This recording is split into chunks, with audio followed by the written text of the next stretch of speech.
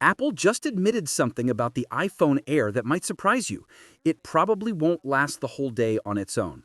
Yep, the thinnest iPhone ever, just 5.6 millimeters thick, is already being paired with an accessory that feels like a Band-Aid solution, a brand new MagSafe battery pack designed specifically for it. And that's not a coincidence. Here's why this matters. Apple made the iPhone Air to show off how far it can push design. Super thin body, the powerful A19 Pro chip inside, and a gorgeous look that feels like the future of smartphones. But in chasing that slim profile, something had to give, and that's the battery. Apple says the iPhone Air can last a full day between charges, but if you've been around long enough, you know that's usually code for just enough if you're not a heavy user. Now, here's the twist. Instead of pretending the Air's battery life is fine, Apple launched an external MagSafe battery pack right alongside it. And that's telling, because the last time Apple did something like this was with the iPhone 12 mini. That phone looked amazing, was small and fun to use, but its battery life was so poor that Apple quietly released a MagSafe pack the following year.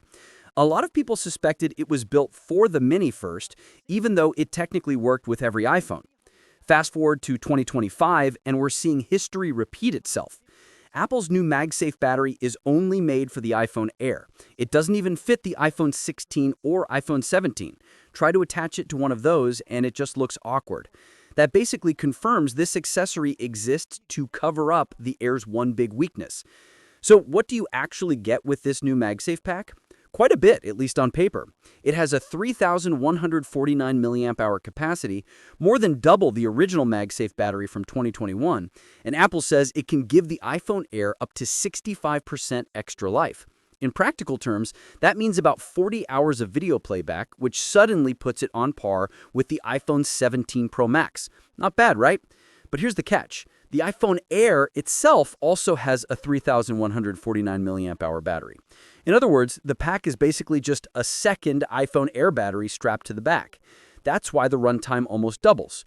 But when you do that, the phone goes from its crazy thin 5.6 millimeters to a chunky 11 millimeters, basically as thick as, if not thicker, than other flagship phones.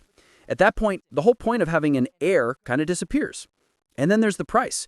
The iPhone Air already costs close to $1,000.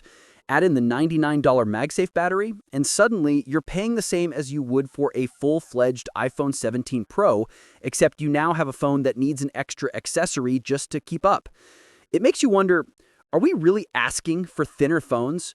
Sure, they look sleek and futuristic, but most people today care about bigger batteries, better cameras, and practical features like faster charging.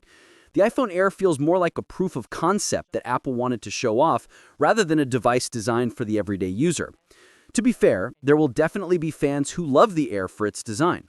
It's the kind of phone that turns heads the moment you pull it out of your pocket. And with the MagSafe pack, it's at least manageable for daily use. But it does raise a bigger question. Should we really be paying extra to fix the compromises of a device that already costs premium money? My take: the iPhone Air is beautiful, no doubt about that, and technically impressive in what Apple managed to squeeze into such a slim frame.